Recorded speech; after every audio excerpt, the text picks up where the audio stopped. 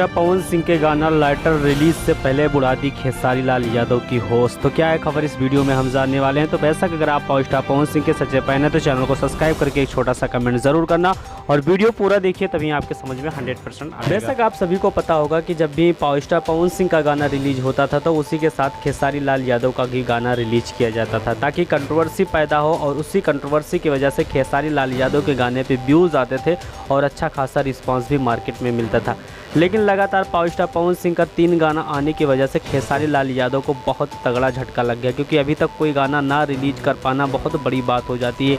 क्योंकि खेसारी लाल यादव के जितने भी फैंस हैं वो बहुत ज़्यादा परेशान है कि आखिर पावर स्टार पवन सिंह का एक साथ 3 गाना लगातार आ रहा है और हर गाना मार्केट में ट्रेंडिंग कर रहा है। लेकिन वहीं पर अगर देखा जाए तो खेसारी लाल यादव का कोई भी गाना रिलीज क्यों नहीं हो रहा है और क्यों मार्केट में गाना नहीं आ रहा है। तो वैसे मैं आपको बता देना चाहता हूं कि लगातार 3 गाने का रिलीजिंग करना बहुत बड़ी बात होती है। लेकिन पावर स्टार पवन सिंह का गाना लाइटर भी इस बार 100% अगर देखा जाए तो अपने आप में इतिहास रच पाएगा कि नहीं रच पाएगा, ये आप हमें कमेंट करके ज़रूर बताना। और मिलते हैं बहुत जल्द।